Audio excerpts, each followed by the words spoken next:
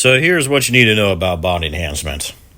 Body enhancement before the update was, the description was it increased your defense and your shield proportional to your HP. Meaning, your shield and your HP and your defense got almost a numerical increase identical to whatever your health was practically.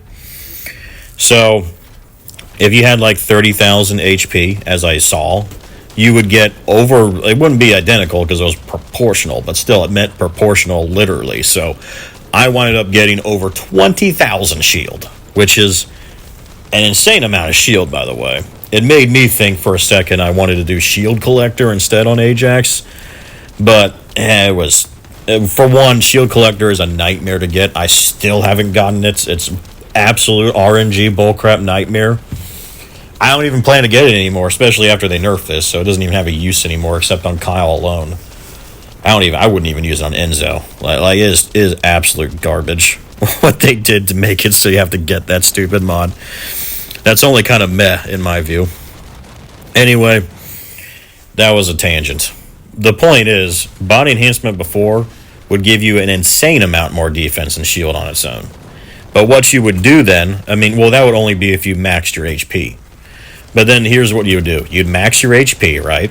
Get the most out of a body enhancement. And that would give you, in turn, a crap load of shield.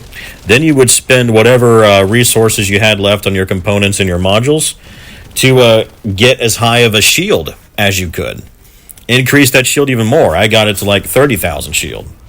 Then you would use overwhelming HP, which converts all of your shield into health, setting your shield at 1.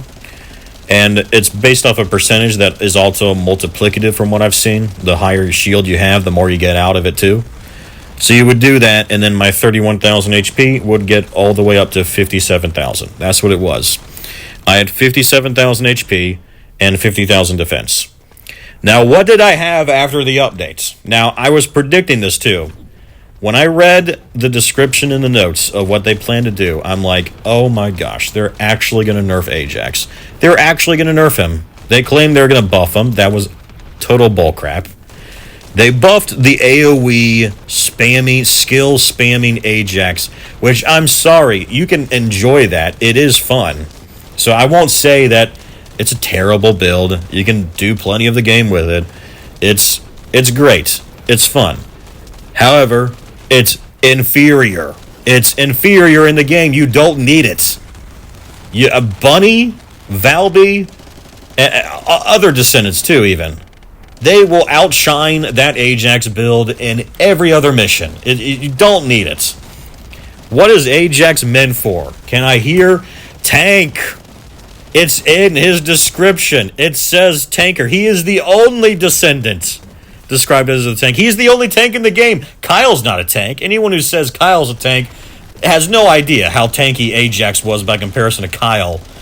He's still way tankier than... I'll get into my build change. AJAX is still the obvious tank of this game, and not Kyle doesn't even come close. You can actually hilariously stack more HP on Glay than you can on Kyle. Now, granted, Kyle's meant more for shield, but even in the shield department, like, remember when I said you could have stacked 30,000 shield on AJAX? You could not come close to that on Kyle, who's all shield. Meanwhile, AJAX not only got 30,000 shield, he got 30,000 HP on top of it too, and 50,000 defense. Like, this is not close. Kyle is clearly like a in-your-face DPS. Really, he's really just another DPS who's just more in your face, is what he is. Anyway, I need to get to the build really and the changes I made. So, first things first. Skip to the end of the video, and I'm going to show the build at the end. Just pause the video as I go through it. I'll put in the description the time that I put in there, so if you don't want to hear my rants, which I totally get, don't waste your time. Just skip there and pause it as I hover over everything. I show the whole build. But basically, I had to resocket AJAX and level him up again too, because I had to change my stuff now that they nerfed him. Thanks, Nexon. I had to change that stuff. I'm sure they compensated us a little, but it was not enough, especially depending on how many sockets you needed for other builds from the stupid changes they made. I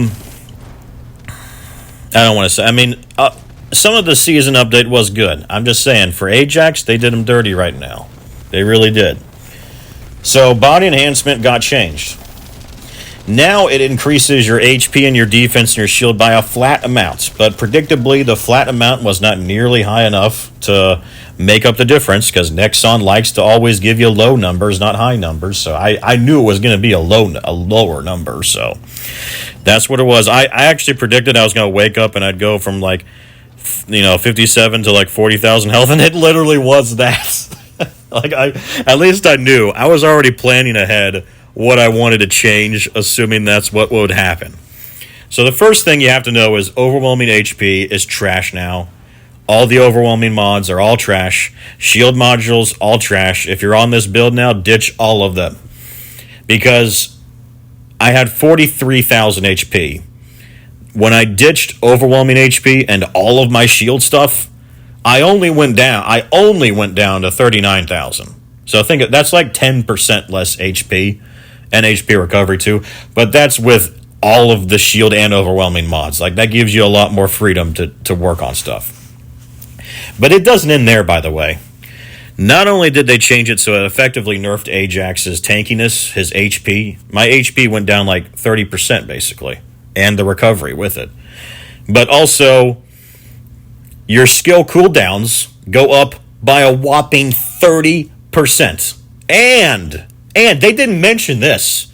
I remember this was not in the notes. Of course they would have, you can never just have a straight positive for anything in this Nexon game. There is always some bullcrap nerf attached to everything in this game. So 30% more cooldown and 20% more skill cost. So all your skills cost 20% mana, and they all take 30% longer to charge now with body enhancement. It's so ridiculous. Now you may think, is it still worth using? Yes, it is. I'll get to that. If you take it off, you lose about 25% HP, and also based on my numbers, another 15%, or no, more 20% defense. And also it does give you a little shield, so you lose that too for what it's worth. In my view, that's still worth it in keeping the cooldown nerf and everything, because that's still a very good tankiness buff to Ajax. And also because of the buff it does give. So they did change it, so now you get your enhanced skills back with it, which you didn't have before. But not only that, it's the best of it too. Now you basically get an enhanced skill every other skill. Every time you use a skill, you max out your void energy instantly. But again, these are just slight buffs to all the skills, which is why it was not worth it whatsoever. It was not worth it. And personally, they need to get rid of that stupid cooldown and skill cost nerf attached to it. Because it already got nerfed. The defense, the tankiness it gave you was already nerfed. They already nerfed it. They then went and triple nerfed it. Anyway, if you see my changes, stim accelerants I got rid of. I wanted my MP back. Instead, I went Basically, I'm bringing back the HP amplification, the defense, the shield conversion. I'm lowering my shield again to increase my HP and defense over it. And also so I don't lose any mana that way, too. And by the way, nimble fingers, another skill cooldown. You need another skill cooldown to ensure you can keep your barriers up infinitely again. Because if you don't, your duration is lower than your cooldown now because of how much they nerfed it. So I did that change. I thought about doubling up on the range. I thought about going skill extension and max skill range. But when I tested it in the laboratory, it did not increase the range at all for my skills. It did not increase the zone of it. So amplification control is sadly still the best thing on Ajax for skill. It literally maxes your range at that point. You can't increase your sphere even more. I was a little hyped on that, thinking, well, you know what? I'll get a gigantic sphere then, and it'll be stronger now from the new updates, and I'll be able to get an enhanced sphere every time I use it. So it'll be better, I'll have a better, tankier sphere, and I'll be able to help my teammates more, right? No, at least not the range department. However, the other changes did make it so I effectively have stronger barrier, I have more defense, I have a little bit more mana, and even a little less cooldown now compared to what I had before with my new changes. And I just help my teammates more. So, you traded tankiness for team support, basically. It's still a good build.